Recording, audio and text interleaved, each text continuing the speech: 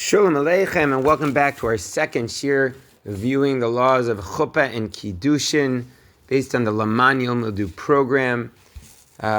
Both a great chazara for those studying for the Chuppah and Kiddushin Rabbanu test, and just anyone who's always been curious but never had the time to familiarize oneself with the laws of Chuppah and Kiddushin. Here's a great opportunity. May our Torah that you're taking time out of your day to learn Torah, not do other things. So Hashem should take that schus. It should be a protection for all of Am Yisrael. Hashem should bless you for out there in listener world, for being mechazik me out here in speaking, teaching world. Because without you, I wouldn't be here. And may Hashem protect us all. Okay, so the topics we're talking about today is, can a person do Kiddushin at night? Does civil marriage count as Kiddushin? What is the correct nusach for the Kiddushin? Who makes the bracha for the Kiddushin? Do we bless before or after doing the Kiddushin? And that should be good enough. Yalla. Let's begin. So, let's start with the following question. A husband and wife are living together as husband and wife. Does that count as Kiddushin if the ceremony was actually done? Now, obviously, this is not an ideal situation. We're just saying after the fact. Husband and wife living together, does it count? And we know that we said that one of the ways in which a man can mekadesh, betroth, the first stage before marriage, a woman, is kesef shtar and bia. So if they're living together, clearly there's been that. So maybe that technically gets the job done. So, let's say now they want to have a religious wedding. Maybe it's on net. Maybe they don't have to do Kiddushin. Let's say they want to break up. Would they require a get? So it would turn out to actually be a big stringency if we would say they were married, because then they would require a get. And if they didn't get a get and remarried, maybe it could be a problem of mamzerus. Anyways, the sugya starts in Gittin Daf Pei Aleph Amud Aleph. According to Beit Hillel, a husband and wife were together, they got a divorce, and then they got back together one night in a pundak in a hotel, and we now assume that they are married again. Meaning, they had already divorced, now they got back together. We don't assume, says Beit Hillel, that they just, had a purely sensual one-night fling. Rather, ein adam oseh bilataznus. We say maybe likely they had relations, and the relations were for the sake of marriage, because they wouldn't want to just do an illicit sin. And so we assume that maybe they're married and we would require a get. So the question is, would we apply this interesting principle to any couple who are intimate? We would say ein adam oseh v'yota bidal znus, or only to a previously married couple. So, most Rishonim assume we only apply this logic to a previously married couple. But generally, we assume that just because you had relations does not mean you're married. And that is how the Shulchan paskins in Siman Kuf Mem Tet Seif Aleph. So a couple who were together do not require a get. We don't assume that they're married. They just sinned. The Ramah brings up an interesting related situation, quoting the Rivash. He says, let's say they were anusim. People were forced to live their lives like Gentiles, and they married like the Gentiles. So, let's say they want to do tshuva. Their previous marriage, when they married like the Gentiles, would they need to remarry? Would they need to get a get? Or maybe their marriage, which was done in the Gentile way, would count. So the Ramah says no. It didn't count for anything. This goyish marriage, they don't need a get.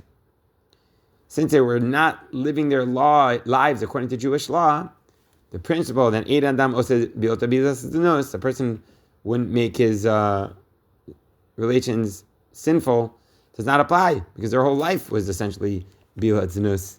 So it wouldn't make sense to say now they would care about that.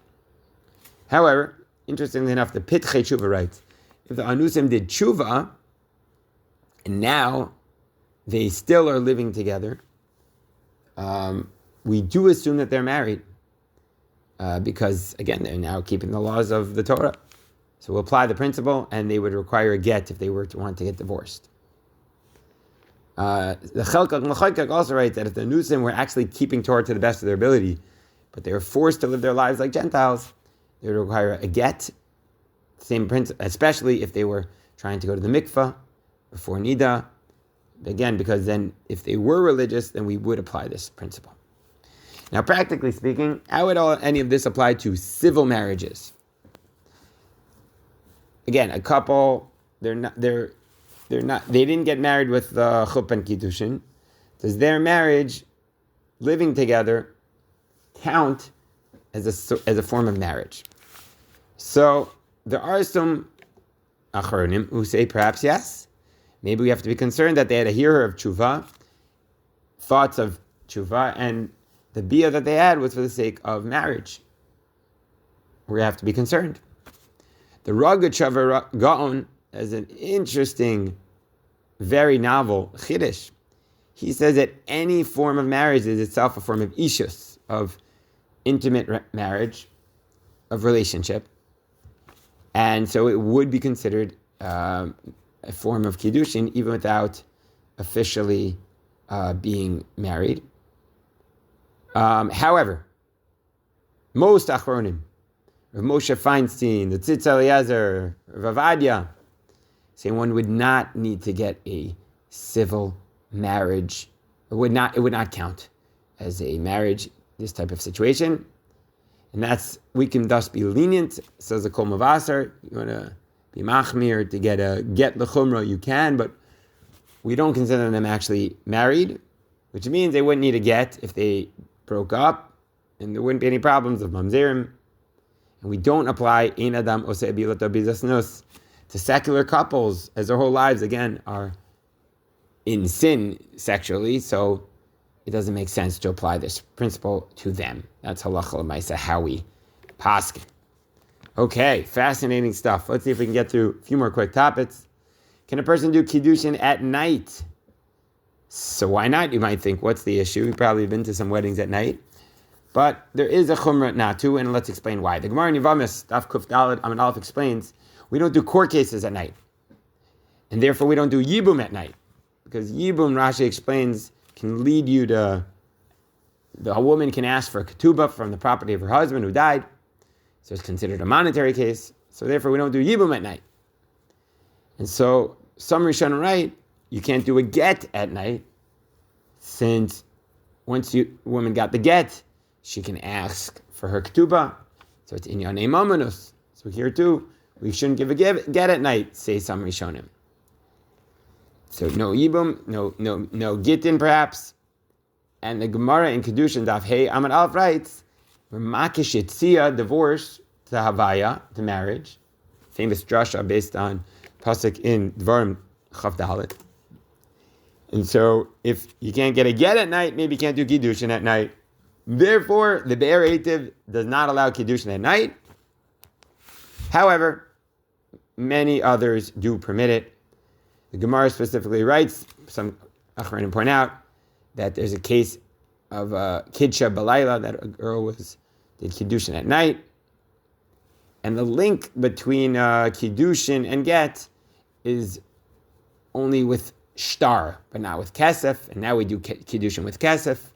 So halacha l'maisa, Rav Avadia rules Yalkut Yosef, and also in the Nitei Gavriel Sefer, we can be lenient and do Kiddushin at night. You need not be concerned about it, but you might go to a wedding and you might encounter someone who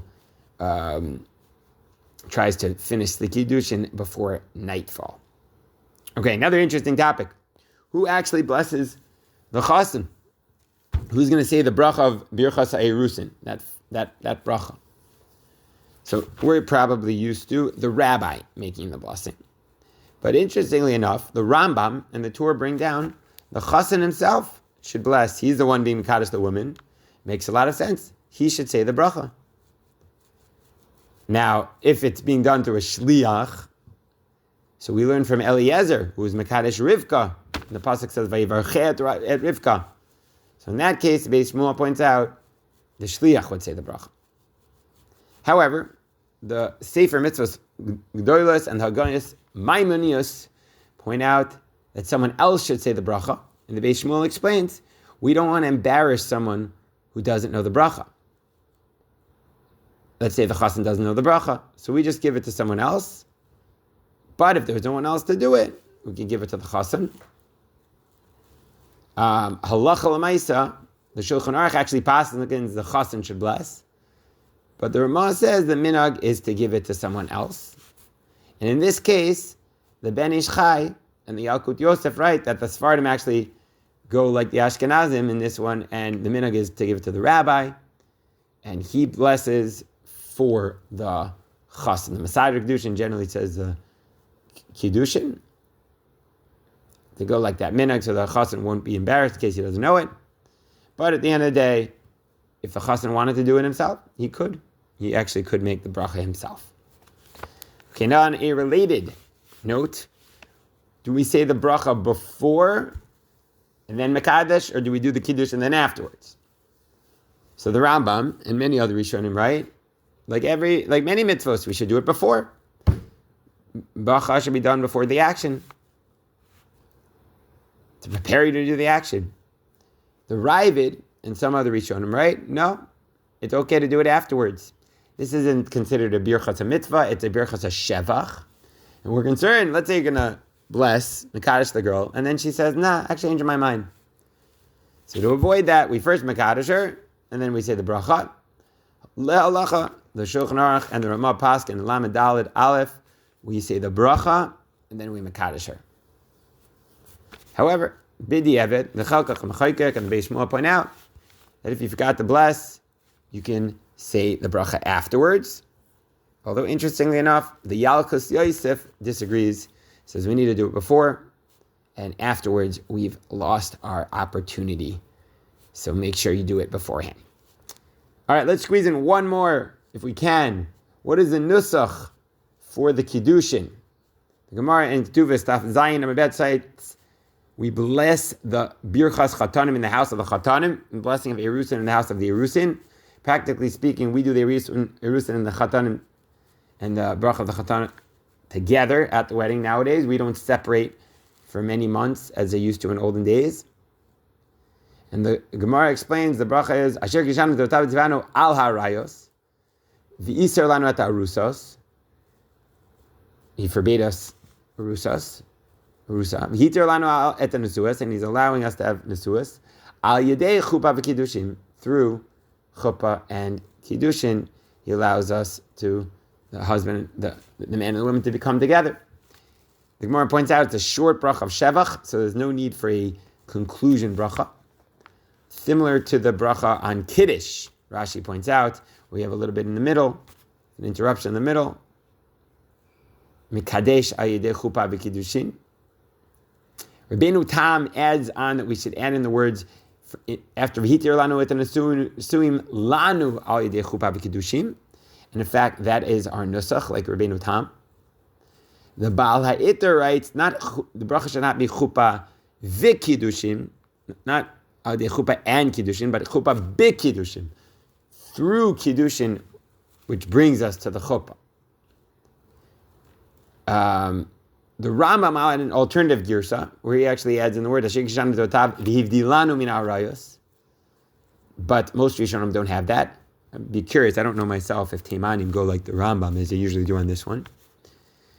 And the Shulchan Aruch writes, we're choisim, we end the bracha Mekadesh Yisrael Ayidei chuppah v'kiddushim. Actually, the Shulchan Aruch writes Mekadesh Yisrael, but the Ramah writes that our minhag is to say Ayidei chuppah v'kiddushin. And interestingly, on this one, once again, many Sephardim actually paskin like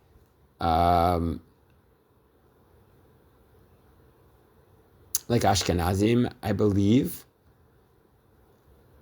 And Ashkenazim, Nusach Sfard, Chabad, add in Rabbeinu Tam. They go the nusach of the Ramah, Rachad Hashem, like in Machlam, Sheikh Jam Totav Zvenu Al HaRayos, V'yishar lanu et arusos, hitar lanu et anesuas, lanu al yidei chuppah v'kiddushin, v'kiddushin again with Rabbeinu Tam. But here Sfardim will go like Bala Iter and say b'kiddushin. So that's the only difference. B'kiddushin or v'kiddushin. However, Sfardim go like Ashkenazim, like the Ramah, and do add the end of the bracha. And that is the basic nusach, the evolution of the nusach. Don't worry, when you're at the wedding or you're being masader, they'll give you a nice text. It won't be this confusing, but it's interesting to note all of the different additions that have come throughout the years and how we've seen already a few times that in Yoni Chuppah and Kiddushin, Sfardim sometimes go along with the nusach that became Mekubal for Ashkenazim. And we'll see some examples of the opposite too, as we continue in our studies of the laws of Chuppah and Kiddushin. Ad Kan, we'll stop right here. We'll have more Hilchos Chuppah and Kiddushin coming at you soon. If you have any questions, please send a WhatsApp. This is meant halacha, but not necessarily. The Maisa, you should ask your Paisek if you have any practical shilas. I want to reiterate from last year, we don't do Peleges nowadays. The rabbis are against it. It's not an option. And I mentioned last year Shidduchin. Shidduchin means a meeting before doing Kiddushin. One of our loyal listeners asked me to clarify that. Okay, thanks so much. Have a great night, great day, wherever you are. You should be blessed.